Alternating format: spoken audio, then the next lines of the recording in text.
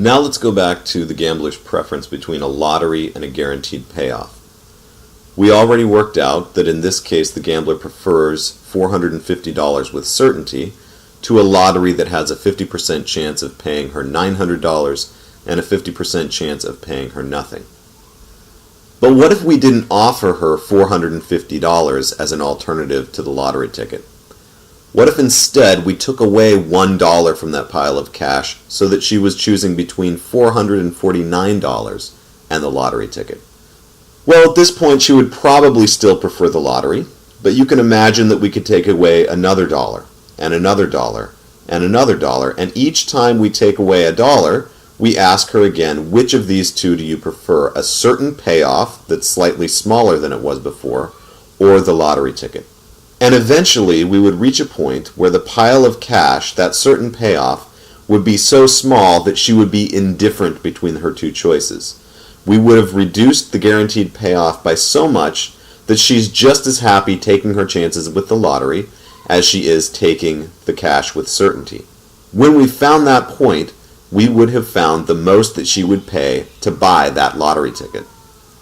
We call that tipping point where the gambler is exactly indifferent between taking a guaranteed payoff and taking her chances with the lottery, the certainty equivalent.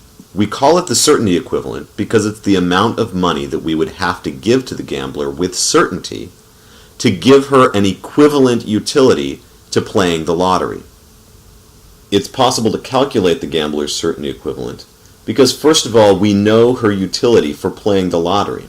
That is her expected utility, E of U of X. We've already calculated that. And we also have a utility function, U of X, that tells us how much utility she gets for a given amount of money.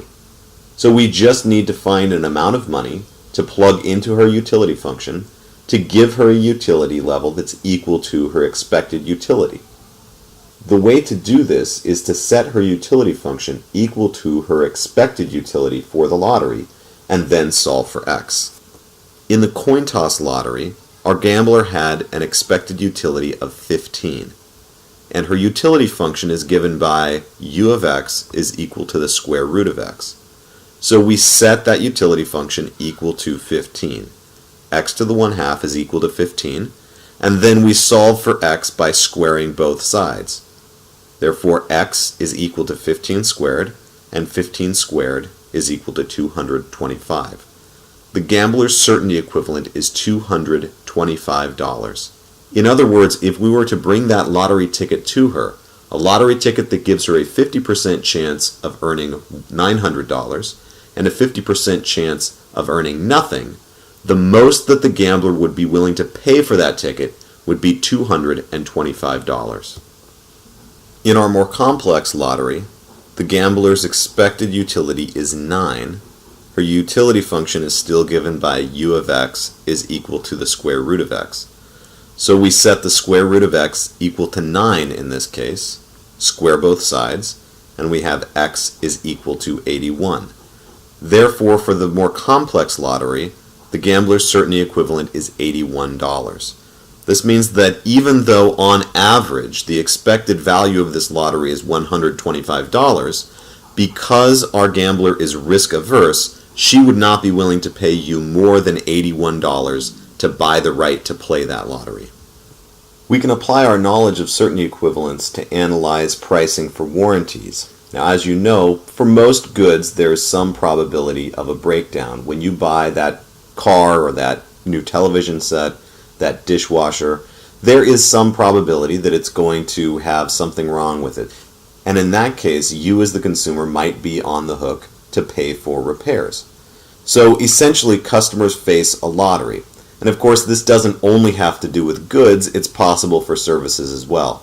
When you buy a plane ticket, there might be some probability that your plans are going to change, and it might be nice for you to be able to get some kind of a refund on your ticket if you're not going to use it. If a customer is risk averse, he is not going to like the uncertainty that comes with buying a good or a service that might break down. And so in that case, he might be willing to pay the firm to assume the risk or some of the risk instead of him. Now in this case, both the firm and the customer can be made better off through this transaction. Essentially, the customer is made better off because he enters into a situation where he is not bearing as much risk.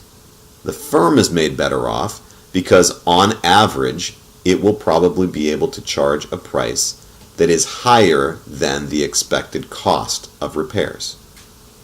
When a firm offers to cover the cost of repair in exchange for an upfront fee, that's called selling a warranty.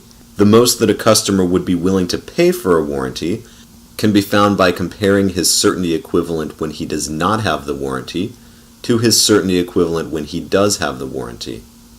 A certainty equivalent just measures the financial value that a person places on a lottery. And so if we model not having a warranty as a risky lottery, and having a warranty as being a lottery that has no risk, or at least has less risk, then we can find out the financial value to the customer of both of those states of the world.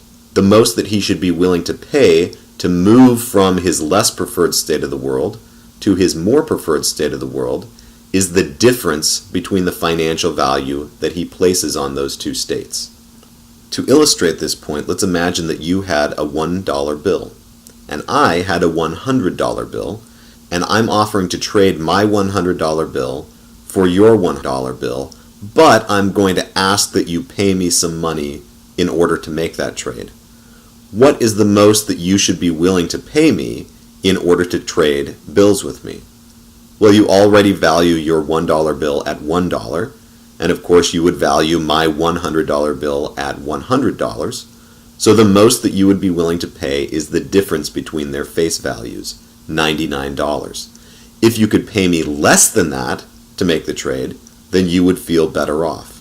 And of course, if I demanded more than $99 for you to make the trade, that would be too expensive and you would refuse.